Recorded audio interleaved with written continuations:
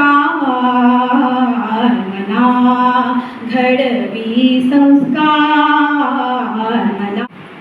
आणि संवाद साधायचा असेल तर याशिवाय वेगळं कारण असू शकत नाही, ते म्हणजे पालक सभा.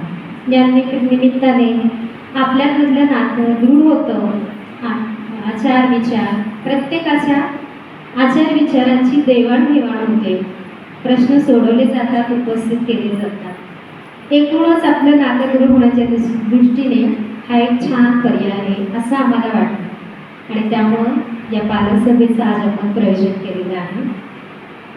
आपण बऱ्याचदा राष्ट्रीय शैक्षणिक धोरण, नवीन शैक्षणिक धोरण हे शब्द अनेक वेळा ऐकलेले असतील, अनेक वेळा टीव्हीवर याच्यावर चर्चाही पाहिली असतील, बऱ्याच जणांच्या तोंडातून हे शब्द आपण ऐकलेले असतात. पण नेमकं नवीन राष्ट्रीय शैक्षणिक धोरण म्हणजे काय आहे आणि त्यामध्ये आपल्या मुलाचं भविष्य काय आहे, किंवा पालक म्हणून आणि आम्ही शिक्षक म्हणून, एकूण शाळा म्हणून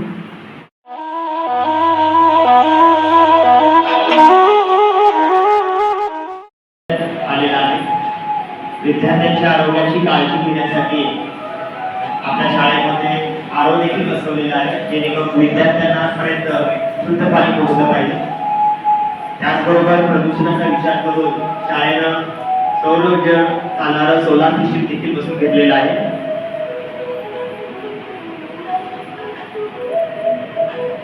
विद्यार्थी आणि विद्यार्थिनीसाठी स्वतंत्रच्या स्वच्छतागृहाची सोय करण्यात आलेली आहे.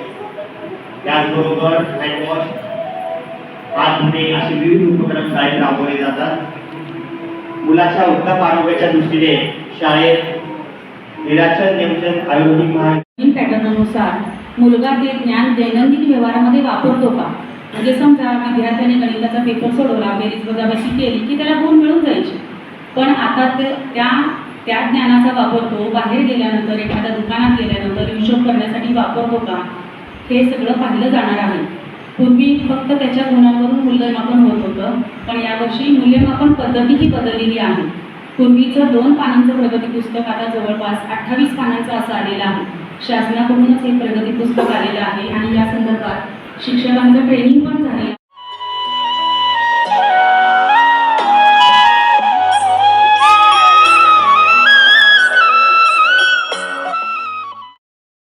मला म्हणजे एक आई वडील म्हणून, आई किंवा बाबा म्हणून आपल्याला हा विचार करायचा आहे की शासनाने ज्या राष्ट्रीय शैक्षणिक धोरणाचा विचार केला, खरं म्हणजे तो नवीन शैक्षणिक धोरण नव्हे, राष्ट्रीय शैक्षणिक धोरण आहे. NEP, national education policy 2020. का बरं याचा विचार शासनाने केला असेल? आणि हा विचार शासनाने लादला नाही, त्याची पार्श्वभूमी मी सांगतच नाही, कारण त्याच्यामध्ये परत 20 मिनिटं लागतील. मी सरळ या विषयाकडे येतो. या राष्ट्रीय शैक्षणिक धोरणाचा स्वीकार करण्यापूर्वी तत्कालीन केंद्रीय शिक्षण मंत्र्याने डॉक्टर रमेश पोखरियाल निशंक आणि त्यांच्या त्या कमिटीमध्ये असणारे डॉक्टर कस्तुरीरंगन या सर्वांनी पालकांकडून, शेतकऱ्यांकडून, उद्योजकांकडून, महिला उद्योजकांकडून, शिक्षकांकडून, शिक्षण तज्ज्ञांकडून, अनेक क्षेत्रामध्ये काम करणाऱ्या काही लोकांकडून त्यांनी प्रतिक्रिया मागवली. 1 नाही, 2 नाही, 100 नाही, 1000 नाही, 2 लाख लोकांनी प्रतिक्रिया पाठवल्या. कमीत कमी एक ट्रक भरून त्या प्रतिक्रिया आल्या होत्या. त्या ट्रक भरून आलेल्या प्रतिक्रियांचा विचार करून काही शिक्षण तज्ज्ञांनी